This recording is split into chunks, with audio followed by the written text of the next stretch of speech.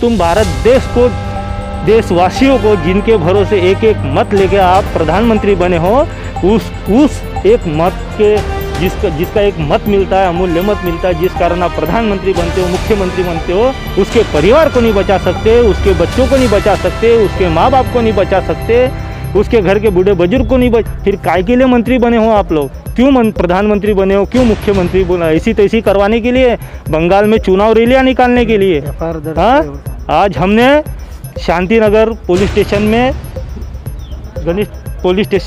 Shantinagar police station के जो pi साहब है, गणेश जामदार साहब, उनके पास हमने एक रिपोर्ट, ये जो रिपोर्ट है, ये एफआईआर दर्ज की है कि इनके ऊपर सख्त कार्रवाई करनी चाहिए और मुझे इसका न्याय मिलना चाहिए।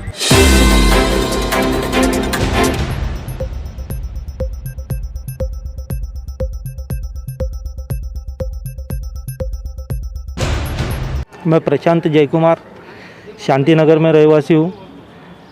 6 तारीख को मेरी मम्मी की शांतिनगर मुदलियार चौक में जो सरकारी दवाखाना है, वहाँ उनको लेके गए कोरोना टेस्टिंग के लिए। तो 7 तारीख को उनकी रिपोर्ट आई कि वो पॉजिटिव है करके। ये ऐसा बताया जाता है कि उस पेशेंट के सामने जिसकी हम रिपोर्ट चेक करने जाते हैं, इस कारण उसने अपना संतुलन खो दी और उसकी तबीयत और बिगड़ने लगी। बाद में हम दवाखाना घूमे उसको एडमिट करने के लिए। कहीं पे भी बेड की व्यवस्था नहीं थी, बेड की जगह नहीं थी, बेड नहीं मिले। हम घूमते रहे, मैं, मेरा बड़ा भाई, मेरी बहन, मेरे बच्चे वगैरह बेड के लिए घूमते रहे, लेकिन बेड की व्यवस्था कुछ भी नहीं हुई। उसके बाद 13 तारीख को मेरी मम्मी की तबीयत बहुत और ज़्यादा सीरियस हो गई। तो फिर 13 तारीख को मैं आपका वो रामदेव बाबा हॉस्पिटल, उसके बाद में वर्धमान नगर में Radha Krishna hospital, petrol pump के पास से सीधा जाते काबरा पेट्रोल पंप के पास से, वहाँ पे न्यू एरा हॉस्पिटल, वहाँ से भवानी माता मंदिर हॉस्पिटल, ऐसे कई हॉस्पिटल पे घूमा, लेकिन बेड की व्यवस्था कहीं पे भी नहीं थी। सब फुल और प्राइवेट दवाखाने में भी फुल। कहीं एक आधी बेड मिलती है तो बोलता है 2 लाख जमा करो, 2.5 लाख जमा करो, 5 लाख जमा करो। पहले पैसे मांग रहे। हाँ, पहले पैसे ही मांग रहे प्राइवेट दवाखाने में, वो मुँह खोल रहे। तो ऐसे में मेरे जैसे गरीब आदमी ने, एक वाहन चालक आदमी ने कहाँ जाना? जो मैं कोरोना काल में इतना परेशान हो गया हूँ कि मेरी 1-2 वक्त की रोजी, घर में 2 बच्चे हैं और बीवी है, मैं हूँ, तो हम अपना पेट नहीं पाल सकते, तो 2-2 लाख 2.5 लाख इनको कहाँ से देंगे? फिर बाद में मैंने सब थक गया, हार गया। फिर बाद में मैंने माननीय कृष्णा आमदार खोपड़े जो है, हमारे पूर्व नागपुर के आमदार कृष्णा जी खोपड़े, उनसे संपर्क किया। उन्होंने भी कुछ देर के बाद बताया कि मैं भी बहुत थक गया, बोले मैंने भी बहुत कोशिश किया, कहीं बेड नहीं है अवेलेबल। यानी एक पूर्व के आमदार कृष्णा जी खोपड़े मेडिकल में, मेओ में कहीं पे भी बेड नहीं दिला सकते हैं। फिर बाद में मैंने सुनील केदार, जो सावनेर के विधानसभा क्षेत्र के मंत्री है, उनको भी, महाराष्ट्र राज्य शासन के मंत्री है, उनको भी कॉल किया। उनसे मैंने पर्सनली बात किया, फ़ोन पे बात किया। उन्होंने किसी और को नंबर दिए, कोई नीलेश पराते शायद कुछ तो भी था उनका नाम, वो शेतकरी विभाग कुछ तो भी उनका ऐसा लिख के आया था, उनका कॉल आया। उसके बाद में और एक जन का कॉल आया, वो बोले कि तुम्हारा मम्मी का नाम क्या है, सब बताया उनको। उन्होंने इधर उधर कोशिश करे, बोले उनका भी 1-2 घंटे के बाद फ़ोन आया। हमने बोले कोशिश करे, कहीं बेड अवेलेबल नहीं है बोले। फिर बाद में प्रफुल्ल भाई जी गनात्रा, जो नवरात्र हॉस्पिटल के जो मेन चेयरमैन है, उन्होंने भी कोशिश की।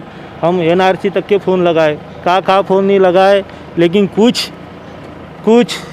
बेड की व्यवस्था नहीं हुई। ये सब प्रशासन हेपलनी का बाजार है और कुछ नहीं है, बाकी कुछ नहीं है साहब। मैं बता रहा हूँ, ये जो गरीब जनता मर रही है ना, मैं तो कहता हूँ इन्होंने खुद अपने घरों से बाहर निकलने को ना, क्योंकि हम जिसको चुन के दे रहे हैं वो हमारे लिए तैयार नहीं है, हमारी मदद करने को तैयार नहीं है, तो फिर हम किसके पास जाए? तो मतलब आखिर तक आपको कहीं बेड नहीं मिला। आखिर में मेरी माँ की डेट 15 तारीख को सुबह 7 बजे इस बीमारी के कारण हुई, और इसमें पूरा जिम्मेदार ये छोटे मोटे दवाखाने वाले जो सरकारी दवाखाना जहाँ टेस्ट कराने जाते हैं पेशेंट, ये भी जिम्मेदार है, मुख्यमंत्री जिम्मेदार है, जो महाराष्ट्र शासन का मुख्यमंत्री है, महाराष्ट्र राज्य का मुख्यमंत्री उद्धव ठाकरे, ये भी जिम्मेदार है। उसके बाद में तुम्हारे प्रधानमंत्री जी जिम्मेदार है, जो एक इतने बड़े भारत देश के सरताज बन के बैठे, पंत प्रधान काय के भाड़ झोंकने के लिए प्रधानमंत्री बैठे हो। जब तुम भारत देश को, देशवासियों को, जिनके भरोसे एक एक मत लेके आप प्रधानमंत्री बने हो, उस एक मत के जिसका एक मत मिलता है, अमूल्य मत मिलता है, जिस कारण आप प्रधानमंत्री बनते हो, मुख्यमंत्री बनते हो, उसके परिवार को नहीं बचा सकते, उसके बच्चों को नहीं बचा सकते, उसके माँ बाप को नहीं बचा सकते, उसके घर के बूढ़े बुजुर्ग को नहीं फिर काय के लिए मंत्री बने हो आप लोग? क्यों प्रधानमंत्री बने हो, क्यों मुख्यमंत्री बना? ऐसी तैसी करवाने के लिए, बंगाल में चुनाव रैलियाँ निकालने के लिए? हाँ, आज हमने शांतिनगर पुलिस स्टेशन में, गणेश पुलिस स्टेशन के, शांतिनगर पुलिस स्टेशन के जो पीआई साहब है गणेश जामदार साहब, उनके पास हमने एक रिपोर्ट, ये जो रिपोर्ट है, ये एफआईआर दर्ज की है कि इनके ऊपर सख्त कार्रवाई करनी चाहिए और मुझे इसका न्याय मिलना चाहिए। बस इतना ही कहूँगा। जय हिंद साथियों।